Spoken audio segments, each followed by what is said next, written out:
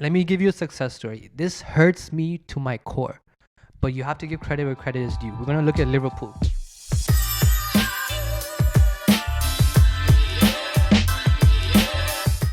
Welcome to episode 4 of Much Ado About Economics. And today we want to talk about something that I hold dear to my heart, and that is Manchester United. So, of course, I'm going to find a way to make it work with economics. And from what we know now is football is a business. Football is definitely a business. It is a business. There's a lot of money in it. It's an exchange. Yes, it's an exchange. Yeah, and because there's so many people watching it, it had to become more structured. Before, you just put together a couple of teams, put in some money so you could buy the field and play a tournament, and you win a medal. Exactly. But now there's so much more to it too. So there's a lot, right? Because when there's the whole structure of people wanting to watch the game, the avenues at which you can watch a game from, yeah, the different sponsorship deals that can happen between clubs, yes, the sponsorship deals that happen between people, so different organizations. It could be like Fly Emirates does Liverpool. No, Arsenal, and I believe Real Madrid, and how Chevrolet does Manchester United. Yeah. So wasn't it AIG at one point in time? yes, it was Sharp. There was AIG, AON, and now Chevrolet. And I think just yesterday they made a deal with I forgot what thing, Transfer News or something. I don't quite remember, but they made a new deal already. So when Chevrolet expires, it's gonna change again. Even I think Rwanda has on Arsenal. I think they paid about $30 million for it. Wow. Just to visit Rwanda on a sleeve. Wow. Like, that's a lot of money. That's even a lot of money. You know what's even funnier? You go and watch like Italian games, like in the Italian league, you see STC. Yeah, that's and true, you see like in you're watching Champions League against like a Portuguese team versus a Spanish team, and on the board you see you see Arabic, and you're like, what is going on? But then you realize there's a huge like fan base in the Arab world, in the Middle East. Yeah.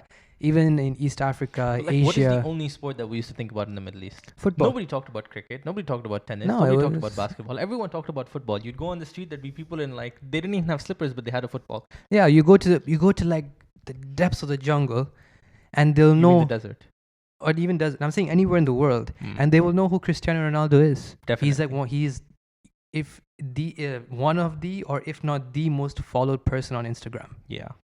He makes more money off Instagram than he does on the football, pitch, right? Yeah. See, this is a very beautiful social concept that economics brings the world together. Oh, sorry, not economics. I mean, football brings the world together, and we study the economics of bringing people together with football as our medium.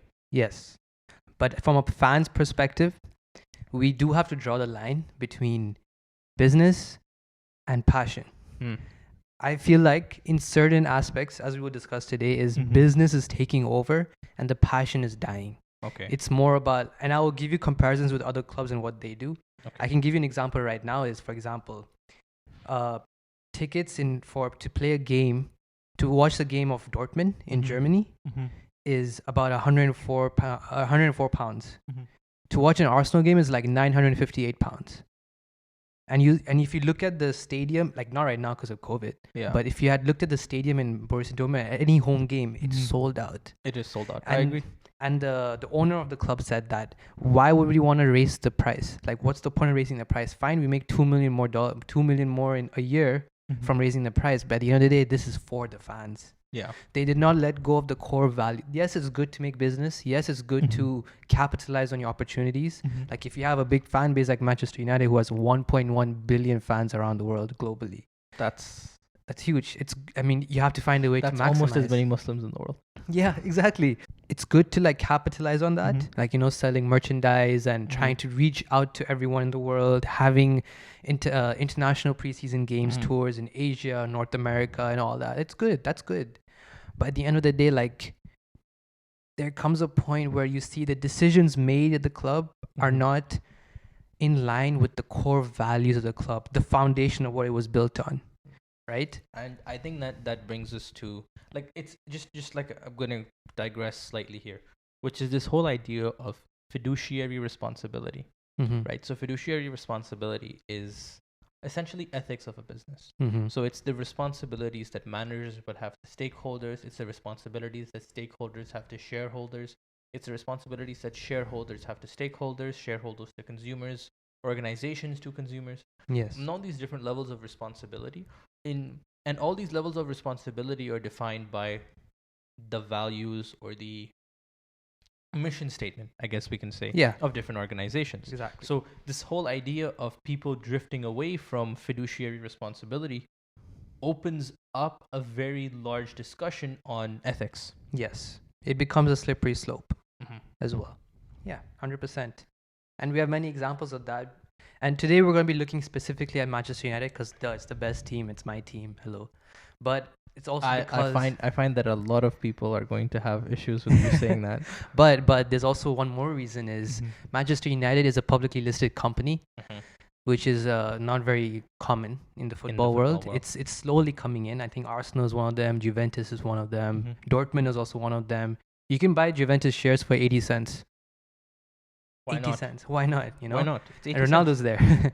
And you can also buy Manchester United shares for about $18. They're all listed. So the advantage we have with that is I have access to their financial data, their reports. So in these reports, do we need to define what a public limited company is and a private limited company is? Sure. So basically, when we talk about limited liability companies, it just means that when stuff goes haywire, people who are shareholders are not allowed to come after your personal assets. They can only come after the company assets.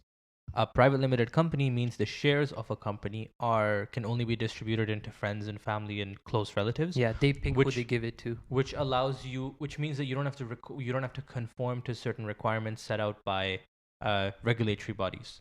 But a public limited company, you can sell your stock on you can sell shares on the stock market, but also you have to conform to certain regulatory requirements. Yeah. So for example, like how you have to be giving out financial reports that follow a certain structure and standard, accounting standard. So for example, they decided they do it under the International Financial Reporting Standards, the IFRS. This is the most commonly used this accounting standard. There's also one more, US GAAP, but that's mostly America.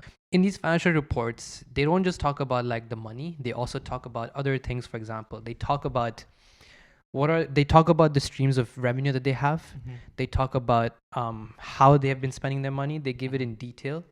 So all of that it's like 170 pages. So if you're interested, you want to know more about it, you could figure it out if you're a United fan. And I think if you're an Arsenal fan, you can also do that, and all the other teams I also talked about. If anybody wants this document, obviously we'll put a link to it in the description. Yeah, I will put link will be in the description. Yeah. So, of course, we took out the financial report of 2020. But if you look through it, you'll see that they compared through 2016 to 2020. Yeah. And they have this. Let's talk about first, like where their different streams of revenue come from. So, firstly, they have commercial revenue. They have broadcasting revenue, and they have match day revenue. Okay, let's define this. What is commercial revenue? So commercial revenue can be analyzed as sponsorships. So anyone who pays you to have their name being put over there. So for example, there is Chevrolet, there is AON. They're still sponsors because the training complex is AON Training Complex. So that is also their sponsors. Yeah. There are many sponsors. You can check their website. What about, like when you buy jerseys and stuff from the... They have a contract with Adidas. So their kits are made by Adidas. Right. Or Adidas, wherever you're from, you say it differently. And even DHL is one of their main sponsors, their major sponsors. There's also... So you ship players? Logistics of players.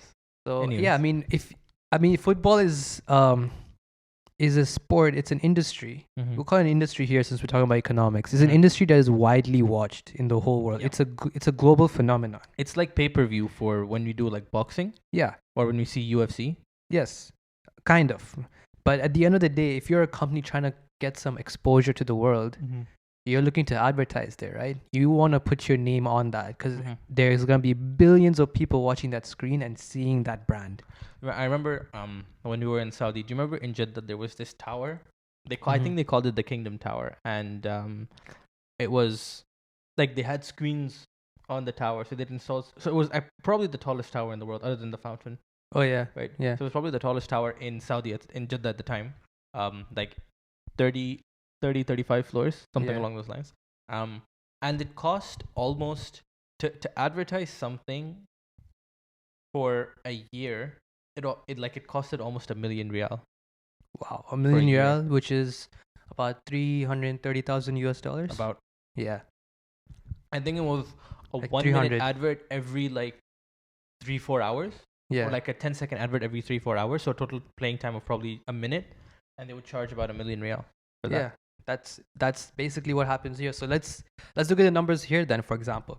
So between 2016 and 2019, they earned about $170 million, million pounds from sponsorship revenue. So sponsors paying them to basically they're sponsors. In 2020, it was 82 million. Sorry. Yeah. The number's a little confusing. We'll put it up here too. Then there's retail merchandising, apparel, and products licensing revenue. So basically like selling their... they have all kinds of apparel. It's not just kits. So they have like jackets. They have the training outfits. They have socks, shoes. Do they have shoes? No, shoes. They don't. Shoes, I think, are more player based. They're player based because players get sponsored through that too. So now there's also individual sponsorships as well, which we'll talk about in a bit as well. And that's where commercial revenue comes from.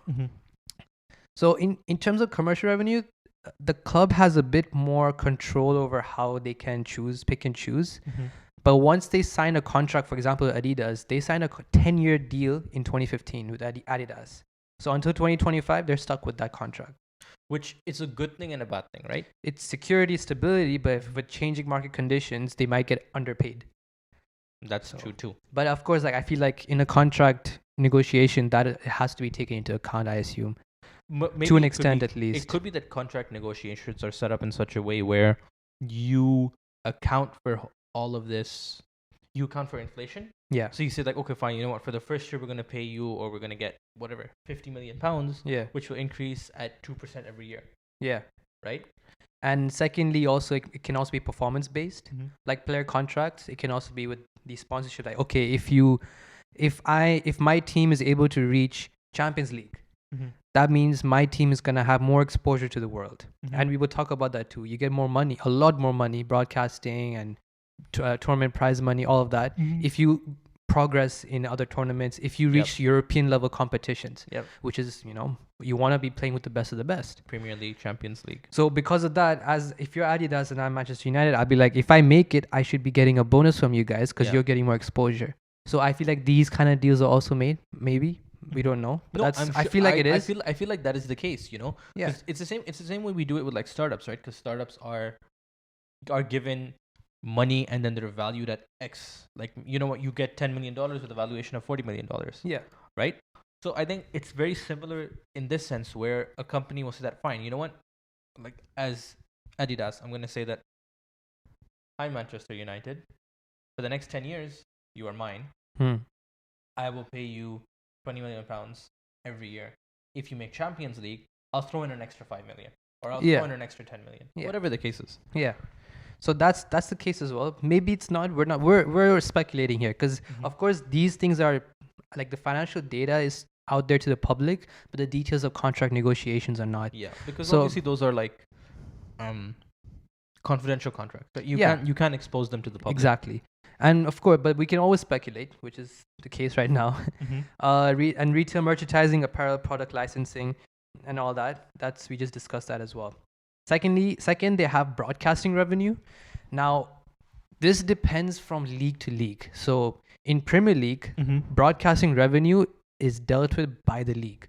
Okay. So if you go down in the financial statements, they say that broadcasting revenue is out of our control. Okay. About 80% of the revenue that they get from broadcasting, they have no control over how much they're going to earn. Okay.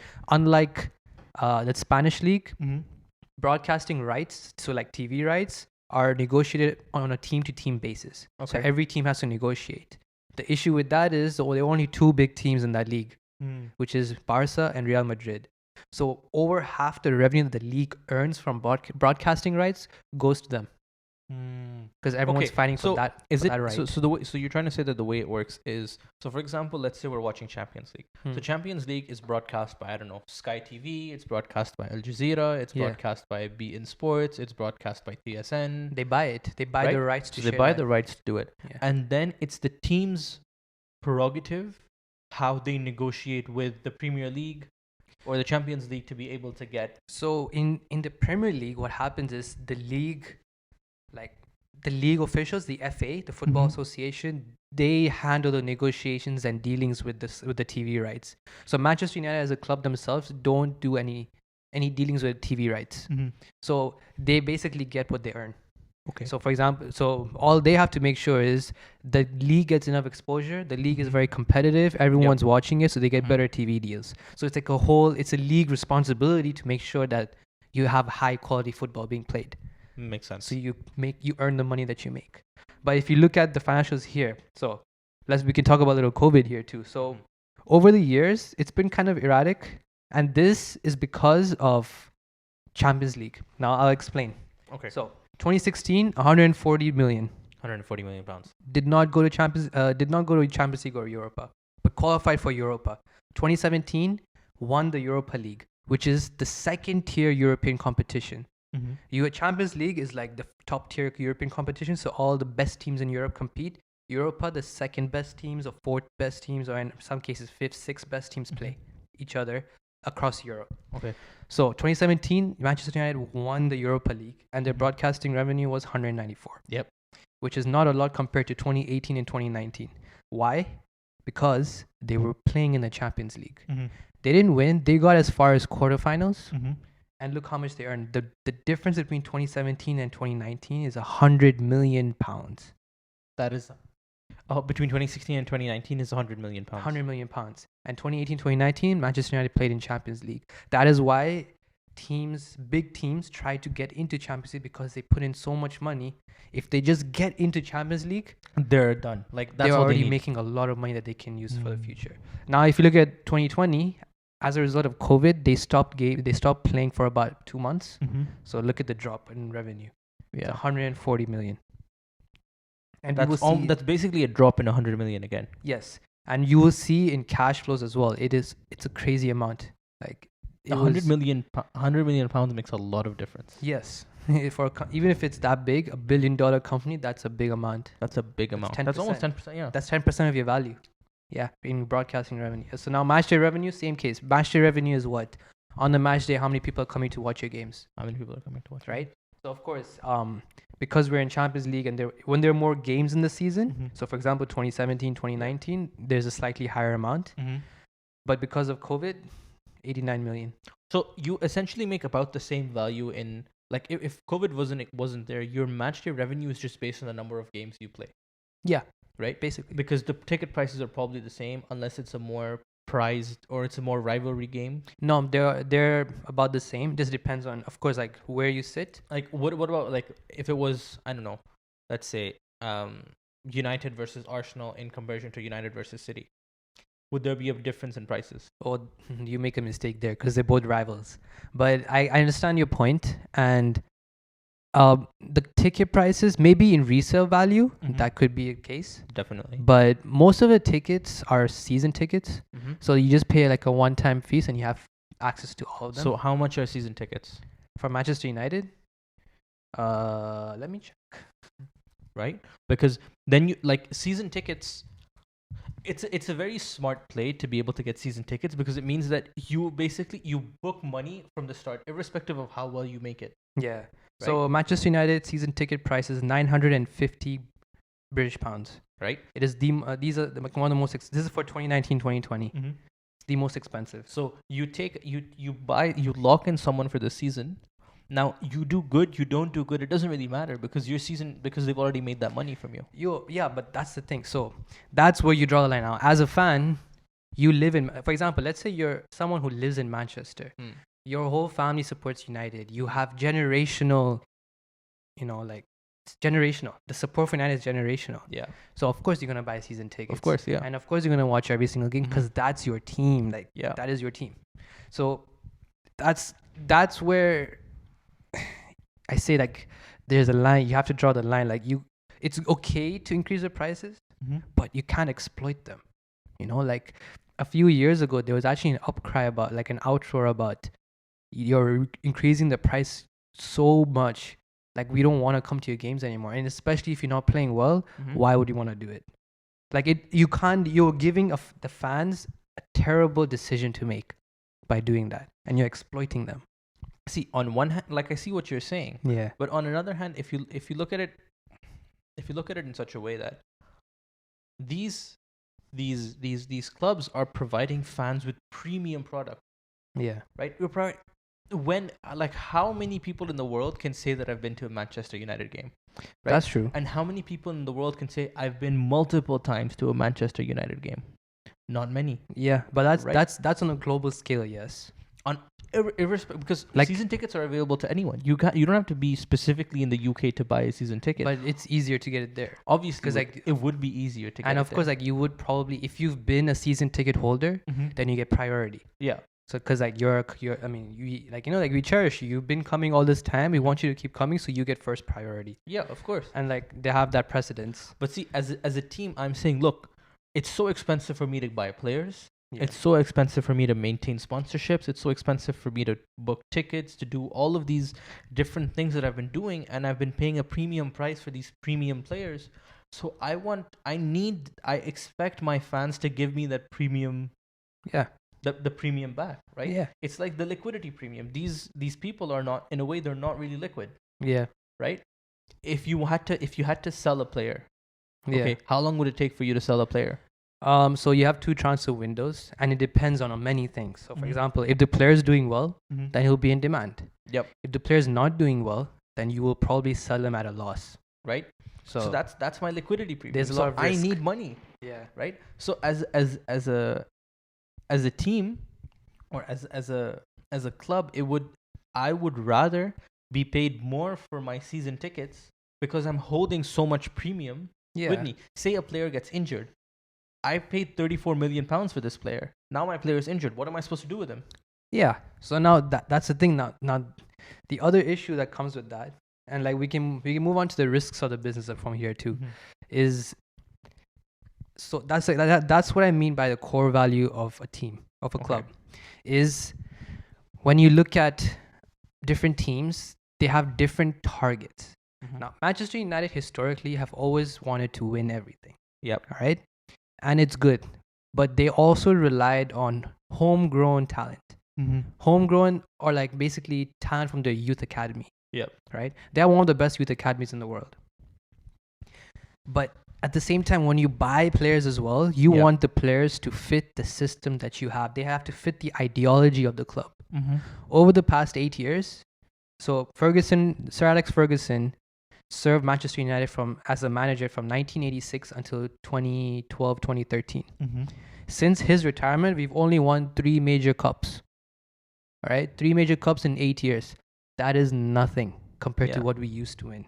So as a fan, I'm looking at what's happening, and I'm like, we've brought in 4 managers in 8 years.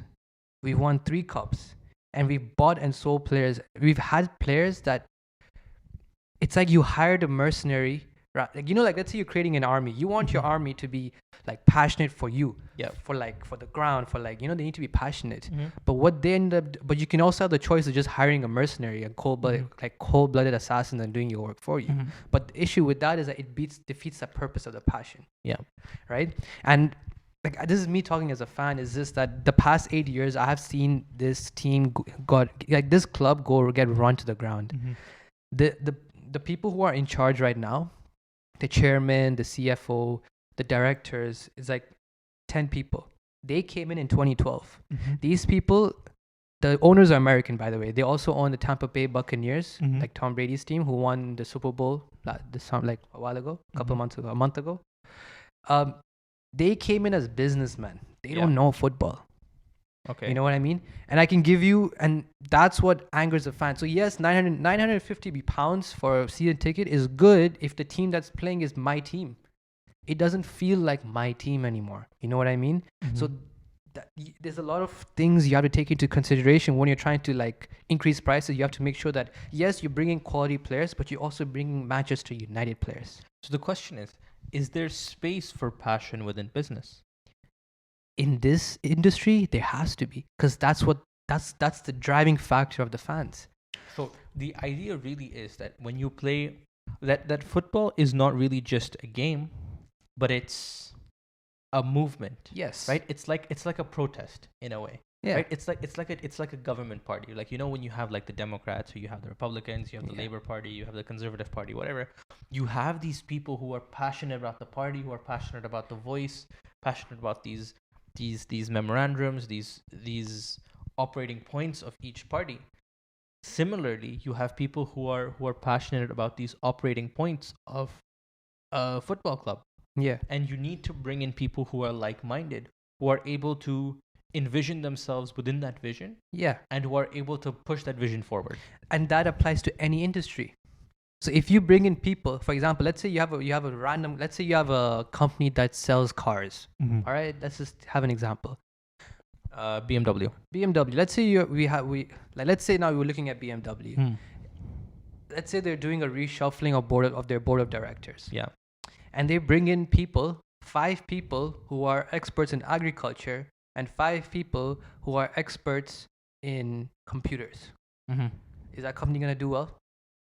Probably not. Exactly. Because you have people you don't have the right skill set there. Now, let me give you an example within football. Mm-hmm. Let me give you a success story. This hurts me to my core, but you have to give credit where credit is due. We're going to look at Liverpool. In 2010, I don't remember the name, but there's another. Liverpool's also owned by an American, right? But he is good, but he is very hands-on in terms of what he does. And he wanted to make Liverpool the way it used to be in the 90s, right? He wanted to make them successful again, but at the same time, not destroy the core values. So he went the natural route of commercializing the club. What did he do? So he knows Liverpool historically. They weren't known for big signings. They were known more for, again, homegrown talent, playing quality football, quality style. They're playing fast attacking football. All right. So what am I going to do now? I'm going to find a coach who can give me that. Who'd they get? They got a coach who was notorious for taking players and making them better. And he used to coach Dortmund. Dortmund as a team, their main goal is not to win championships or cups. Their main goal is to get players, make them better, and profit off that. So let's say you buy a player for 5 million, he plays well in your team, he gains value, and you sell him for 80 million. All right? Every club is different. Like that's how clubs work. They just decide, motive. Okay, that's their motive. So Klopp, Jurgen Klopp, who used to manage him, came to Liverpool. And they said, okay, because Klopp wants to win. That's why Klopp left Dortmund, because it was time. Like, he was doing his job, but he started to win. And they're like, you know what? We don't really want to win. We just want to continue what we're doing. So he left. He went to Liverpool. And that's what he did. They were looking for someone which Klopp is, who is a manager, a coach, a leader, someone who can help you get through pressure. Like a visionary. A visionary, a CEO. They were looking for a CEO. And he is the embodiment of that. Sir Alex Ferguson, same thing. He started off rocky, but he got it together. He made average players look great. Like, I can name you players who were great for us, but you won't even know who they are. They came from the academy. Like, David Beckham, you know. Do you know Gary Neville? Do you know John O'Shea? All these players, they did great. Jason Park. Like, they're all, if you compare them to relative to like the Neymars and the Ronaldos, they're all average players. But he was able to get them together and create that passion and play the style of football that we want to play. That's what Jurgen Klopp did as well. He bought Mane for pennies to what he's worth right now. He bought Salah for pennies for what he's worth right now. He was able to find players. He had a couple big signings like Van Dijk and Alisson, which was towards the end when he's finally creating that momentum. Then you inject a bit of more cash, bring in that big signing player, and then you take them over the edge. But first you have to develop what you already have. The issue with United, when they brought on David Moyes, when they brought on Louis van Gaal, when they brought on Mourinho, is number one, they were too hasty. They were asking for, even as fans, we were asking for too much too quickly because we were spoiled by what Ferguson was able to achieve. So what did United do? They started buying players left, right, and center, and not just like like you have like a coach will give you like a list of players that he wants, you know, like in order, like, okay, this is my first rank, this is what I want, this is what I want. They're like, nah, we ended up getting like our third rank, fourth rank, like our third choice, fourth choice. And then we started building a team like that. There's no chemistry. The coach is trying to instill something else. Like, for example, Mourinho is notorious for playing defensive football, negative football. All right? It works. It's good. We came second. We won Europa League. We won a cup. But if you ask any fan right now, like, and you ask them, did you enjoy watching that season? No one did. No one enjoyed it. It was painful. So, like, that's what I mean. Like, you have to be able to align your cores and values throughout a personnel. Really is that football is not about the player. It's not really about the fans. Well, it's about the fans to an extent. It's not about the fans. It's to an extent about the fans. It's not really about the sponsorship. Yeah. Nor is it about the money you're making. Nor is it about the broadcast, right? Yeah. Football is purely just passion and vision. That's it. What it really boils down to is passion and vision. It's what brings people, like you said, you know, different political parties and all that. It's what brings those different people together. Yeah. There was a story where in World War II they took a break and there was a match between German soldiers and English soldiers, or like French soldiers. Like they played football together, and that was like a moment, you know, like it's an important point in time, and it's what brings people together, and that should not be forgotten. And I feel like when you bring in pure businessmen into it, you forget about that. You lose the passion. You lose the passion. And you look at a club as big as United, like 1.1 billion fans. And like with a turnover of what, 500 billion pounds, 500 million pounds, £500 million. Yeah. And the whole idea that a lot of this money is just driven through passion. See, like even when they buy players, right? We talk about the purchase of players, but you're buying the fan base of the players. You're talking about the sponsorship contracts that you might get. You're talking about the exposure, the type of player he is, the way he plays football, the way he understands football, the way the other players will play with him. Yeah. So it's this whole it's like a media exposure, all kinds of exposure. It's like when we bought Paul Pogba. At the time we bought him, he was the most expensive player in the world. Why did we do that? Because of what he could get us. He ended up becoming, when he came to us as a United player, he won the World Cup. He's basically one of the faces of Adidas. Yep. Like he has his own line of footwear. Yep. Right? So, and he is a social media personality. You know, like you see the dabs and you see all the dance moves and everything. Yeah. All of that. Like he is the new generation of football players. I agree. And that's why we bought him for that. And at the same time, he's a quality player. Yeah. Yesterday we watched, there was AC Milan versus Manchester United. It was the second leg. And he scored the winning. He just came off an injury. Came on the second half, scored within 3 minutes. Like he's the personality in our team. It's that passion. It's an art. That's what it really is. Yeah, it's an art. So like it's very. We always look at the world in such a way that everything is very sequential. Yeah. Everything has its own ways. The way you run a business is mathematical. It's statistical. And we try and understand data because it's statistics, because it's numbers, it's tangible. But you have to remember there's humans involved. There's humans involved, right? And even like when we look at economics, and as we were studying the economics of this, at the end of the day, what it really boils down to is this whole idea of consumer sentiment. Yes. If as people we don't really like a club, we're gonna support it, but we're not really going to enjoy what's going on.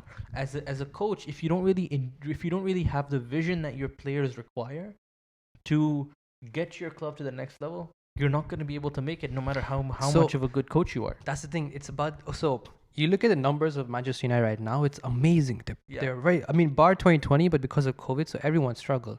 They're a very profitable company. If you look at it from a business perspective, right? It's a huge company. They're doing really well. It's the type of company that's too big to fail right now. Yeah. Right? 1.1 billion fans, too big to fail. But because of the way they took to gain that kind of profitability is unsustainable.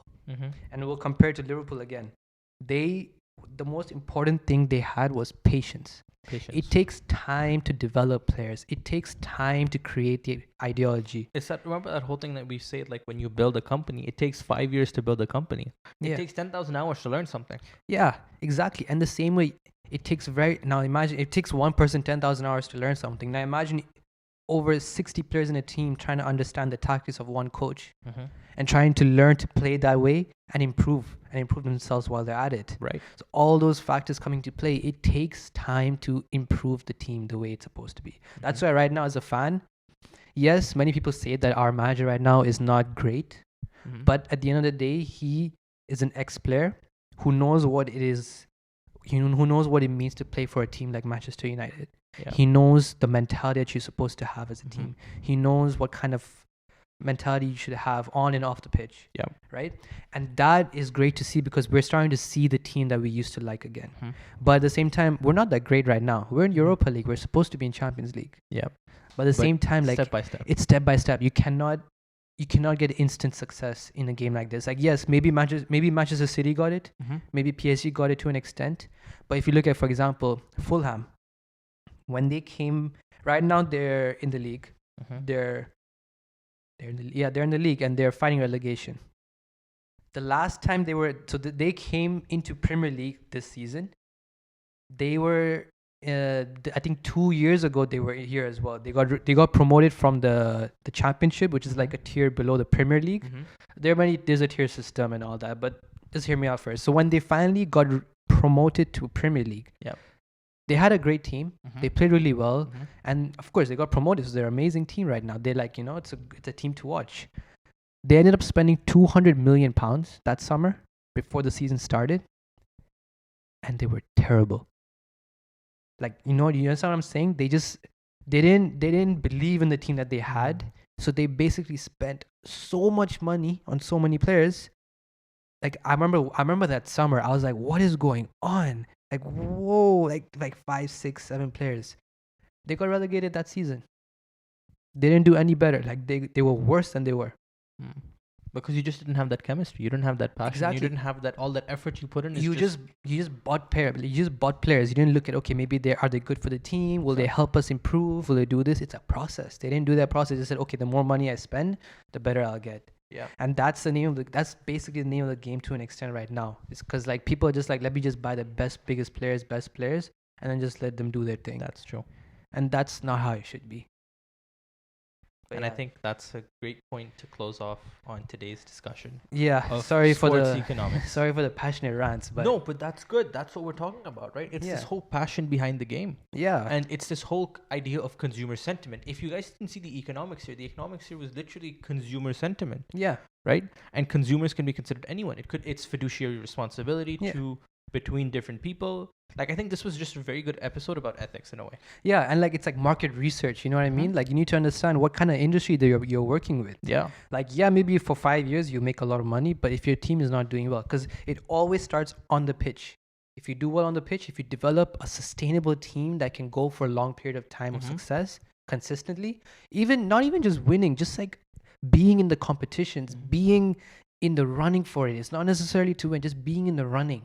Then it creates a banter between the fans, and the fans still have something to look forward to. Exactly. Right? And that's it. That's all to it. That's all it is. That's football. It's a thing that brings people together. Yeah. And these things can be applicable to any successful businesses. To remember your core values. We talked about last time is stay in your lane, but innovate. Yep. Right? When we talk about the future. And we talk about how Xerox messed up when they did a 180-degree turn. The same thing applies. You just need to know that it's a different environment, different players involved in the industry, but the idea is still the same. Yeah.